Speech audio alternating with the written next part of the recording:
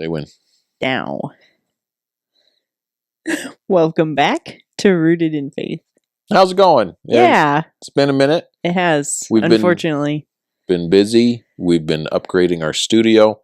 Yeah. We are really excited. And just in time for St. Patrick's Day. Yeah, I've got an Yep. Irish flag back here. Do you? Oh, you do too. Where? Right behind your head. Is it? Other way. Huh. There you go. I've got Yeah. a leprechaun here somewhere. Yeah, Right there. right there. Well, we have a story here we want to share with you. Yeah. It does tie in with the gospel. It's an amazing story. It gave me chills when I read it. Me too. It was so cool. Like, I have to say it was along the lines of the Caedmon's hymn. Yeah. Like, it was that Caedmon's cool. hymn. Caedmon's hymn, sorry. Yeah. Yeah. That's like my new favorite, I think, hymn, poem. If you haven't heard Caedmon's hymn, in that translation of it from English to English, it's the oldest, Old English, for sure, dated manuscript of Old English. Yeah, from the 10th century. It's a beautiful poem, at least the way it was translated. It's beautiful. Look it up in our last video. Mm-hmm. Absolutely loved reading that. Yeah. This one is a St. Patrick's Day story. Yeah, this was so cool. Irish. Yeah. I have never heard of this story. My older brother sent this to me. I thought it was absolutely fantastic. Gave me chills. Let's dive into it. Okay. This is LatterdaySaintMag.com. This is the Meridian magazine. This one's called Line Upon Line. And the author here is Stephen Kenny. Now, this came out February 28th, 2022. You can see this on the screen. Yeah. It's about an Irish legend. Now, I'm not going to read you the whole article. We're going to skip through the important bits. Yep. And read you the story. But the author, when he was about 8 or 9 years old, he was told the story of King. Now, I'm going to butcher this name. I don't speak Gaelic, so I don't know how they pronounce this, but I'll do it the best as I know. When he was young, he heard the story of King Conor mac Nessa, anglicized to Conor mac Nessa. He was the legendary king of Ulster. Now, Ulster was the northern part of Ireland, right there. Now, King Conor lived about 2,000 years ago. Now, let's see here. I have a habit of not breathing while I'm reading and talking. You do. And then it makes me yawn. It's not that this isn't exciting. This is very exciting. He just doesn't have any oxygen left. Yep. Now, one of the stories, it was told of how Conor eventually died. In a final battle that ushered in a period of many years of peace, Conor was severely injured by a wound inflicted by Ket Mac Magach, a champion warrior from the rival Irish province of Connacht. After the battle concluded and Ulster had won, Conor's doctors and chief advisors advised him if he retired and lived a quiet life of moderation, abstaining from alcohol, violence, vices of any kind, horse riding, and any other physical or mental exertion, then his health would be sustained and he would go on to live into old age. They warned him that any violation of this advice would risk his life and health. 7 years of peace and relative prosperity passed in Ireland, and Conor carefully heeded the advice of his doctors, living a quiet and moral life, abstaining from excesses and activity as instructed, and judging disputes between his people. And the author goes on, the story I was told as a child continued that after 7 years had passed since Conor's injury, one day the sky was very suddenly darkened at midday, and earthquakes, thunder, lightning, and extreme winds ravaged the island for many hours. Trees and houses were blown over and damaged, and people who witnessed all of this were shocked and very afraid. Ireland is many hundreds of miles from any tectonic plate boundaries. Hurricanes are almost unheard of in the historic record, and extremes of weather and natural phenomena are very rare indeed. Shocked by these strange and destructive natural phenomena, people sought an explanation and answers as to why this was happening from their king and pagan religious leaders. Conor then called his people and religious leaders together and told them that the reason all of these things were happening was because the God of nature had just died at the hands of unjust men. In another version of the story, the king asks his chief druid, Barak, "Are the gods that we worship offended?" Barak responds, "The truth unto me has been shown. There lives but one God, the Eternal. He looked upon men with compassion and sent from his kingdom of light his Son, in the shape of a mortal, to teach them and guide them aright. In the kingdoms of the east he taught, toiled, and prayed, till this morn, when wicked men seized him, bound him with nails to a cross. And that moment of gloom and confusion was earth's cry of dread when he died."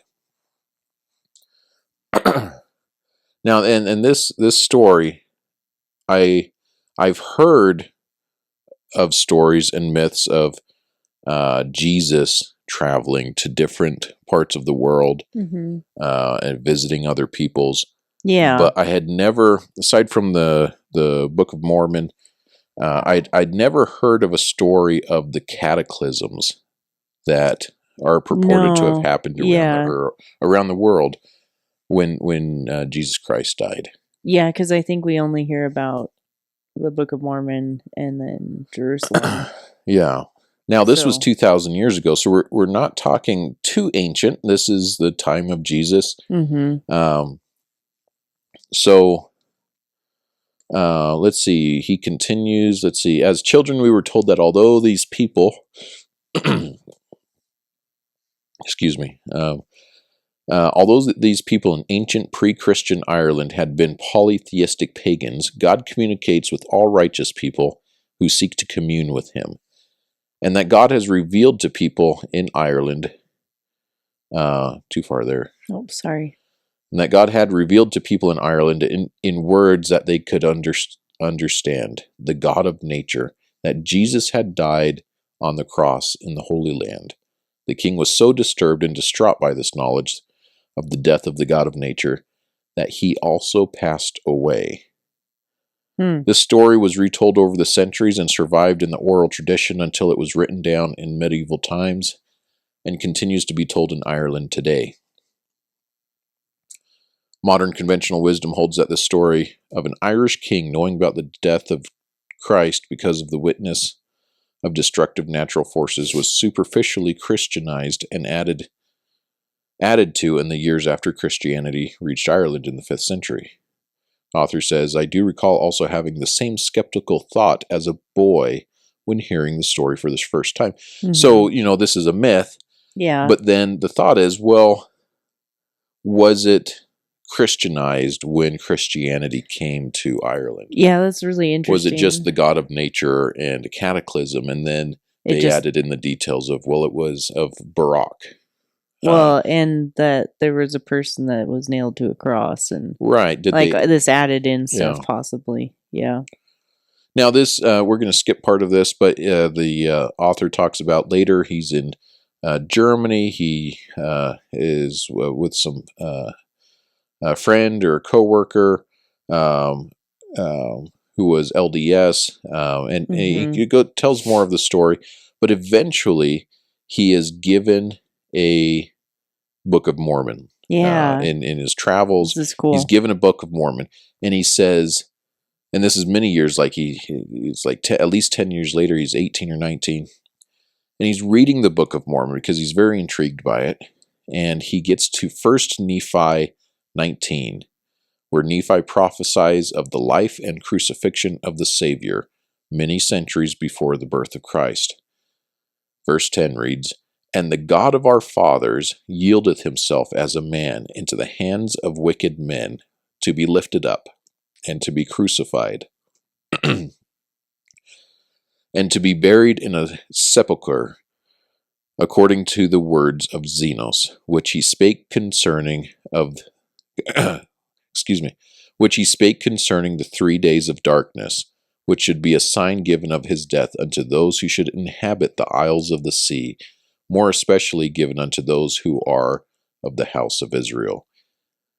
The author says, when I read this verse for the first time, it sounded familiar to me, referencing the isles of the sea, the signs that would be given of Christ's death. I thought to myself, I come from an isle of the sea, and that sounds a little like the old story I had been told many years before. It does sound like his story. In verses 11 and 12, it reads, For thus spake the prophet, the Lord God shall visit all the house of Israel at that day, some with his voice because of their righteousness unto their great joy and salvation, and others with the thunderings and lightnings of his power, by tempest, by fire, and by smoke, and vapor of darkness, and by the opening of the earth, and by mountains which shall be carried up.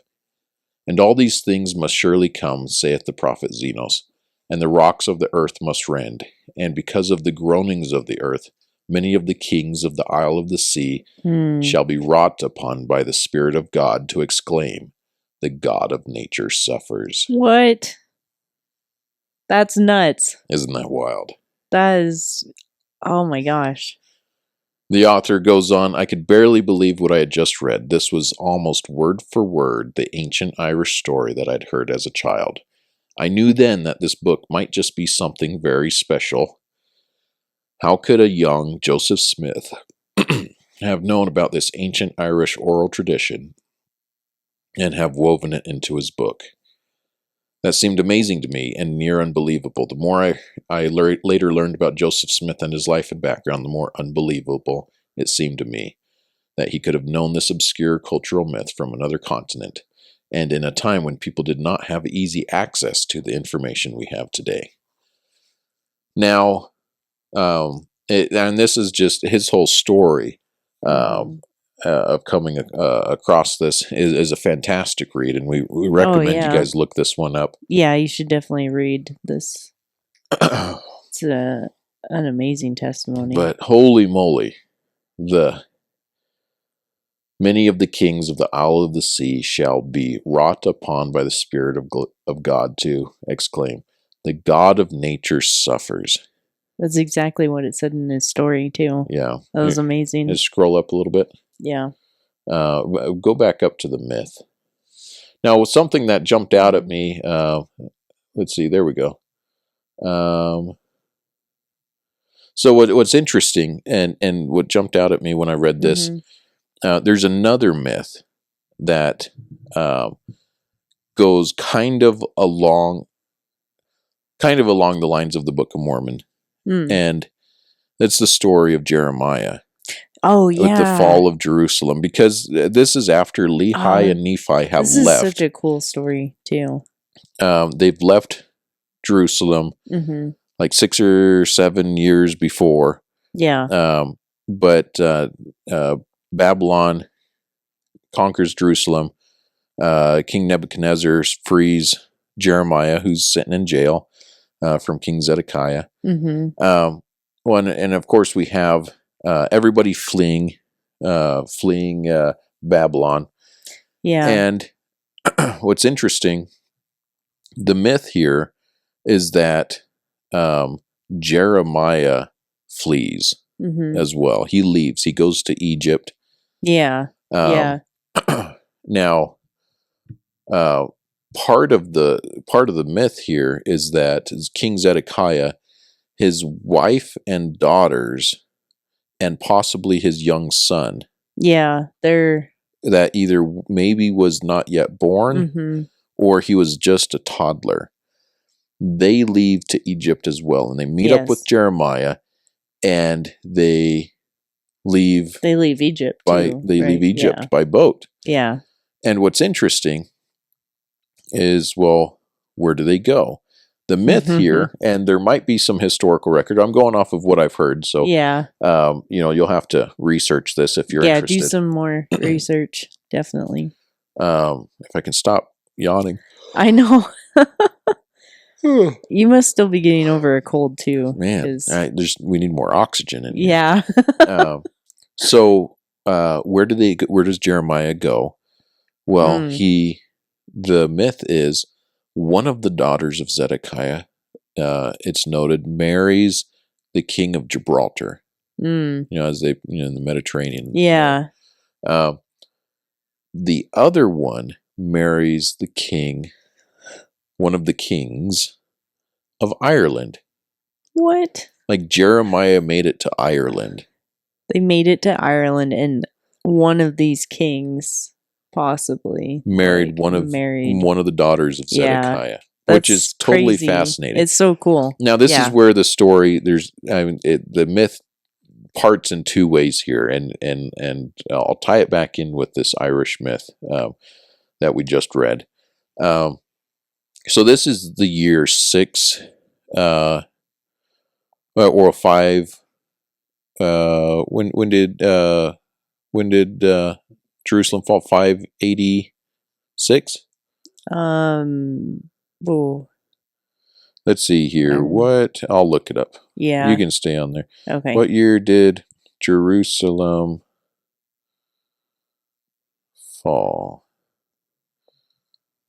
587, 586. Okay. So that is 586 BC. Yeah. Okay. Jerusalem falls. Jeremiah flees. King Zedekiah's family flees. They make it to Ireland. Now, the young son of Zedekiah, supposedly, he grows up, and he also leaves Ireland. Yeah, and he sails to a new land. And maybe he takes people with him. Maybe he, possibly, yeah. So there's more to that story. His name was Melech. Like king? Like Isn't king or little king. Little king, Melech. Yeah, Melech. Or maybe it was not his name, but it was a title. But yeah, they're the Melechites. The Melechites? In the Book of Mormon. Okay. And there's a whole thing there. But it's kind of funny. It kind of ties in. It totally does, yeah. The other part is, what's interesting is that this myth that we're talking about right now with Conor McNessa, his chief druid, Barak. Now it's Barach. Yeah. Now Jeremiah, as long as I'm not mixing up my stories, and you guys can correct me if I'm totally wrong here. Yeah, if I remember correctly, fact check you here. The Jeremiah's scribe is Baruch. Baruch. Baruch. Now Jeremiah was 586 BC. This is year 0. But the chief druid, like a priest, like a holy man, in year 0 with Conor McNessa, he's the one that interprets this as when Conor asks, "Are the gods that we worship offended?" He says, "The truth unto me has been shown that there lives but one God, the eternal. He looked upon men with compassion and sent from his kingdom his kingdom of light, his son, in the shape of a mortal, to teach them and guide them aright. In the kingdoms of the east, he taught." This guy called Barak is interpreting this. And I just think that's interesting because that name could have been passed down, maybe? Could have been passed down. So you are right. Jeremiah's scribe in the Bible was Baruch. Baruch. Baruch. Is Baruch. Yeah. So I just think it's an interesting connection.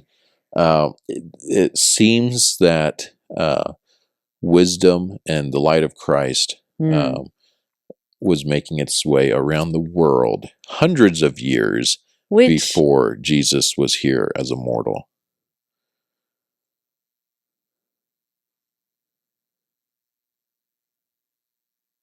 (586 BC), hundreds of years. And then, see what I mean? Jeremiah was hundreds of years before. Yeah.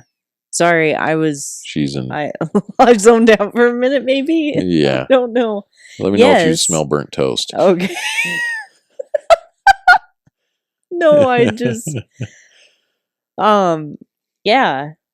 I really think It's amazing. I really think the gospel and the light of Christ was making its way around the world. Yes. Even hundreds of years before Jesus was here. Well, no, yeah, there were